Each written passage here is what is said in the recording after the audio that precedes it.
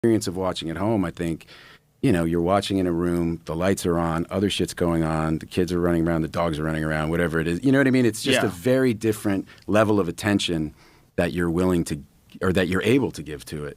And that has a big effect. And it also ends up having an effect, or is starting to have an effect on how you make movies. Like, for instance, Netflix, the standard way to make an action movie that we learned was, you usually have like 3 set pieces, one in the first act, one in the second, and one in the third. And, they kind of ramp up, and the big one with all the explosions, and you spend most of your money on that one in the third act. That's your kind of finale.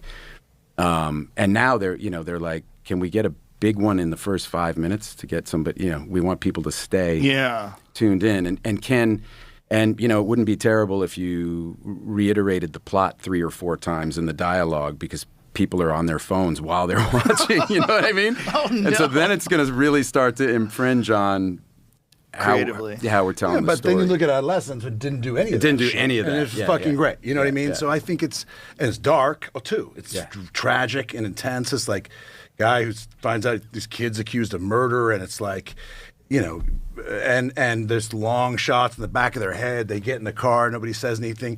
I think there are those. Look, these I wish that were. Like, that feels more like the exception. exception. It's so masterfully made that it feels a little more like the exception. I hope it's not. My feeling is just that it demonstrates that you don't need to do any of that shit to get people. You know what I mean? Like, and I think yes.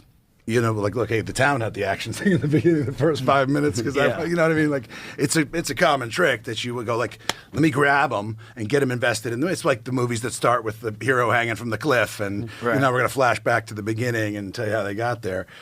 I always feel like complaining about it makes me feel like one of these guys was like, when I was a boy, like you always want to freeze the culture at the time when you. I don't know, felt more like, we didn't used to have these phones. The fuck are all these phones? And everybody's looking at their phone. I get it. Yes, it's true.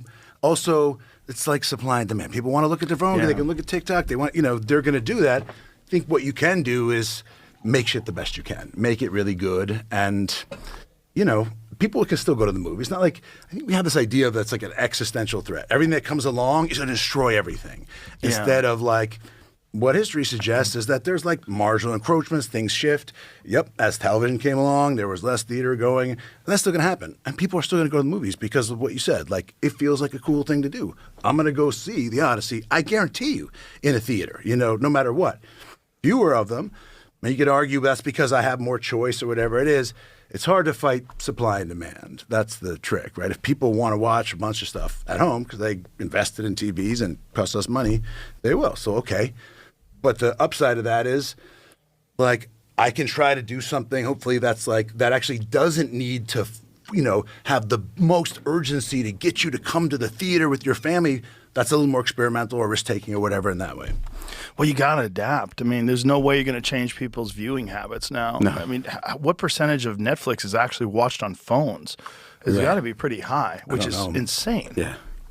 Even watching on a laptop, for me, is kind of like, kind of sucks, you know? It sucks. Yeah, that's a joke that I like to make with every director I work with. Like when they're really puzzling over a shot or really grinding out something, I go, it's not going to look as good on the phone. When just everyone gets angry. It takes the wind out of their fucking sails, No, that's going to look great this fucking big. But keep fucking around and lighting that. We'll also, It is weird, though, the concern for the algorithm, like making sure that people watch. Like, look, we've got data that shows within the first 5 minutes, when this happens, they tune out. So it's not like my buddy Tony Hinchcliffe, he's got Kill Tony, and now it's on Netflix, and so they're giving him notes now, and they can give him, like, but they're not telling him what to do, but they're saying, like, this is when people are tuning out.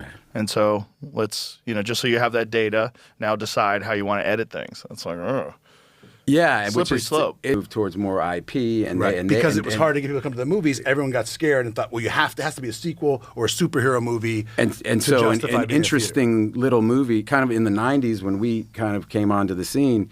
There were a lot of really good independent movies that were being made. It was a really great time to be making movies. People were making daring movies, and then everyone just got way more conservative because it's huge. Like the business is so different theatrically and streaming, because to put out a movie theatrically, you have to put so much more money behind it. to publicize. Like you're trying to get You're everybody basically spending about what the budget was to make it to advertise it. Because and you get got 50% of the theatrical. Yeah, because you split it with the movie house, right? The exhibitor. So $25 million movie to break even, you got to make $100 million.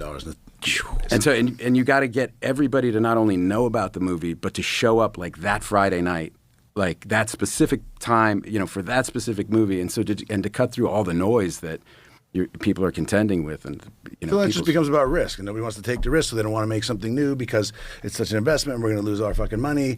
And the streamers have stepped into that, and no, you didn't have to necessarily have a star. You could try something more interesting, or it didn't have to be a superhero movie, whatever it was. And also, I think it's frankly, like people my age, it's first of all, it's expensive, right? You take your whole family, it's $100. You're on a streaming service, $20 a month. You can watch all you want, so you can't be cavalier about you're just going to price it however the fuck you want and expect everyone to be indifferent to that. And then also, the idea of for me, there's a lot of stuff. I make that decision. Do I want to see The Odyssey on a big screen? Fucking I went to a theater to just watch the trailer for that movie. And did I one battle after another I wanted to go see in the theater. But there's movies of people that I really like and respect where and I got a good system and shit. But I'm look, I'll watch it and I might get tired, or I want to pause it and take a piss, or the kids, whatever it is. That's conducive to my lifestyle, and so and most people's I even lifestyle. see few. I think most people are, but there